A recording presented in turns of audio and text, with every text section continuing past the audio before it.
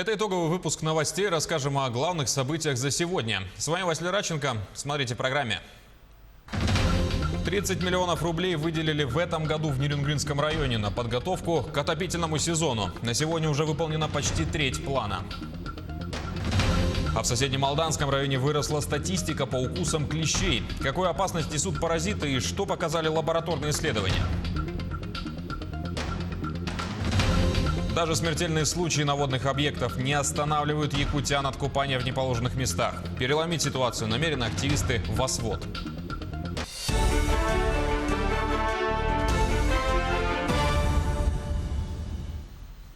Более 30 больных коронавирусом в Якутии находятся в крайне тяжелом состоянии. 4 человека на аппарате искусственной вентиляции легких.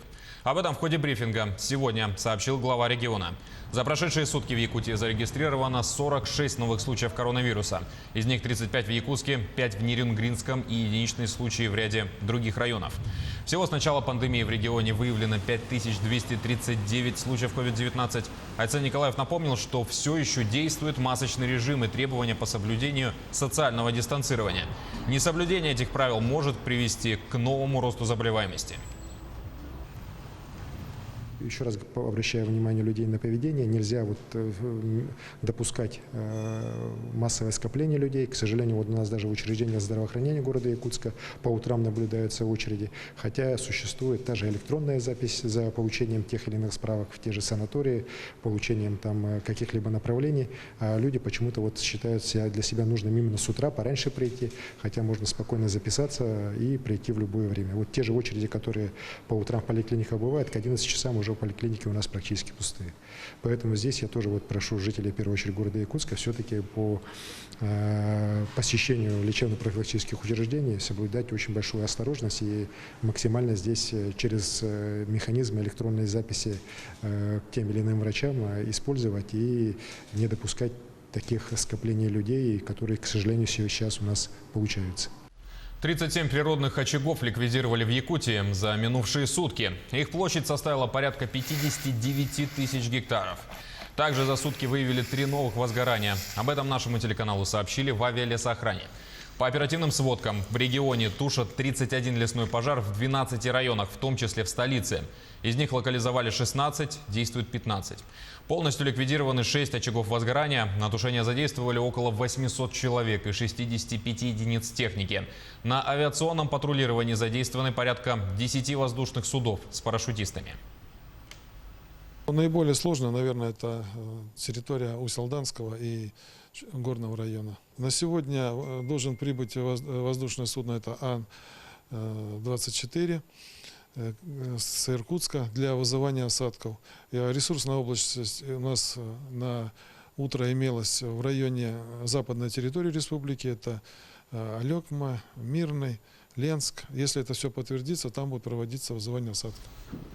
Также сегодня дополнительно 28 пожарных авиалесоохраны прибыли в Якутию для ликвидации сложных очагов. Специалистов перебрасывают вертолетом Ми-8 на удаленные труднодоступные пожары. Они проложат заградительные полосы взрывным методом. Применение детонирующего шнура позволяет проложить их в горах, на ветровалах и каменистых россыпях. То есть в такой местности, куда доставить технику просто невозможно. Работы проводятся ручным способом. На сегодняшний день в Республике Саха-Якутия сохраняется сложная лесопожарная обстановка. Действует режим чрезвычайной ситуации по всей республике в связи с лесными пожарами. На сегодняшнее утро действует 40 лесных пожаров на площади чуть более 1000 гектаров. На тушении задействовано 990 человек, 80 единиц техники и 17 воздушных судов. Подготовка к зиме в Нерюнгринском районе проходит в штатном режиме. Основное внимание уделяется объектам жизнеобеспечения, жилищного фонда, промывки систем отопления, созданию запаса продукции технического назначения и закупки угля. На эти цели выделено порядка 30 миллионов рублей. На контроле находится свыше 650 многоквартирных домов. Управляющие компании ремонтируют мягкую кровлю, межпанельные швы, внутридомовое оборудование. На сегодня среди поселений района по подготовке к зиме лидирует поселок Беркакит и город Нерюнгри. Всего по району план мероприятий выполнен почти на 30%. На сегодняшний день в Нерюнгринском районе идет активная подготовка к зиме. Общий объем инвестиций, который планируется вложить предприятиями сферы ЖКХ и энергетики, составляет свыше 600 миллионов рублей. На сегодняшний день все разработанные предприятиями ЖКХ и социальной сферы ремонтные программы по подготовке к зиме выполняются в соответствии с графиком. В ходе подготовки к зиме планируется уделить традиционное внимание как жилищному фонду, так и учреждениям социальной сферы, то есть образования и здравоохранения и культуры. К другим темам. Следком начал проверку по факту травмирования 2 человек в поселке Айхал. По предварительным данным, 18 июля в авторемонтной мастерской «Карьера», расположенного в 18 километрах от населенного пункта в Мирнинском районе, при ремонте большегрузной автомашины на 2 работников предприятия упала поперечная балка. В результате мужчины получили травмы различной степени тяжести. Потерпевшие доставлены в медучреждение. Состояние одного оценивается как тяжелое. Статистика клещевых укусов продолжает расти в Алданском районе. Энцефалитных паразитов пока не выявили, но в лабораториях не исключают и этот вариант. С медиками пообщался и наш корреспондент Руслан Павлов. Вот этот маленький до 1 миллиметра невзрачный паучок в пробирке представляет большую угрозу для человека. Клещи относятся к паукообразным и являются паразитами, которые питаются исключительно кровью других существ. Они находят потенциальных хозяев по запаху, теплу тела, влаге, вибрациям и даже иногда по тени. Питаясь кровью, клещи заносят своей жертве различные вирусные инфекции. Особенно следует отметить клещевой энцефалит. Это крайне опасное вирусное заболевание, а значит, его нельзя профилактировать антибиотиками, и риск заражения высок сразу после прокусывания кожи. Этим летом в Алданском районе клещи бьют рекорды по укусам. На середину июля их уже в 2 раза больше, чем за весь прошлый год. Зарегистрировано 75 случаев нападения клеща на человека.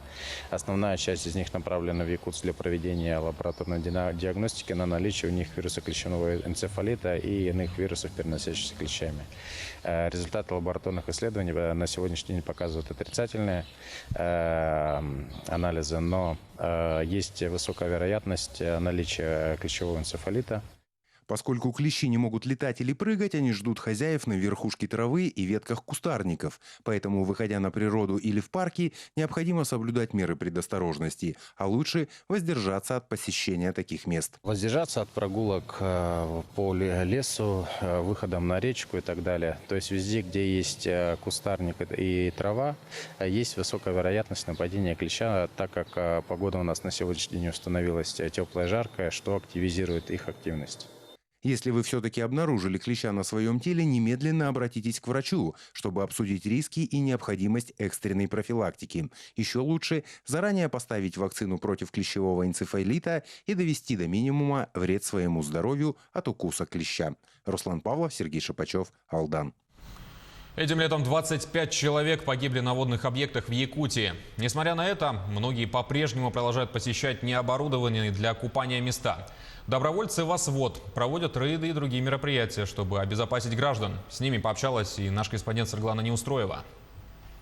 Поговорка гласит: спасение утопающих – дело рук самих утопающих. Однако несчастный случай можно и предупредить. Вот уже 2 года возрожденное общество спасания на водах республики проводит различные мероприятия по просвещению не только взрослых, но и детей о том, что можно, а что нельзя делать на незнакомых водоемах. Но в связи с пандемией немножко у нас вот лекторская работа, значит, маленько приостановилась, но мы удаленно все равно работаем со школами. И мы вот буквально сейчас объявили в купальный сезон месячник. Совместно с ГИМС проводим чуть ли не через каждый день и через день рейды. Тем временем проблема смертей на воде становится актуальной ежегодно с приходом купального сезона. Для добровольцев же лето – это сезон практически ежедневного патрулирования несанкционированных пляжей. И это в 30-градусную жару. При этом организация не финансируется, а люди работают на чистом энтузиазме. Вот сейчас у нас большие затруднения, значит, мы хотим при своем «Восвод» открыть учебный пункт по, значит, курсам по по спасателям, значит, обучение водителей маломерных судов, значит, по подводному плаванию и другие направления. У нас тут по водному, значит, обучению, профилактике совершенно нет никакой базы, и никто этим не занимается. И все же горожан можно понять. В Якутске имеется всего лишь один санкционированный пляж. И все желающие в жаркие дни окунуться в прохладную воду сюда попросту не вместятся. Безопасной альтернативы же жителям города никто не предоставил. В таких случаях остается только соблюдать необходимые правила. Не купайтесь в состоянии алкогольного опьянения. Не ныряйте в незнакомых местах. Вы можете получить травму. Помните о родительской ответственности. Контролируйте местонахождение вашего ребенка и не оставляйте детей у водоемов без присмотра во избежание трагических последствий. Главное понимать, что умение плавать не предусматривает стопроцентной гарантии собственной безопасности. Вода – это стихия, и относиться к ней надо всегда с осторожностью. Саргалана Неустроева, Илья Сыромятников, Якутск. 12 выпускников школ Якутска сдали ЕГЭ по русскому языку на максимальные 100 баллов. Напомню, экзамен проходил 6 июля. Наивысший результат получили выпускники 5, 20, 30, 31, 33 школ, ЕГНГ, ЕГЛ, ФТЛ и Саха-гимназии. Звезду Вечного огня на площади Победы в столице заменят в рамках ремонтной программы. Работы произведут на этой неделе. Об этом сообщили на общегородском пленарном совещании. По словам замдиректора службы эксплуатации городского хозяйства, завершен косметический ремонт в сквере Солдат Туймады.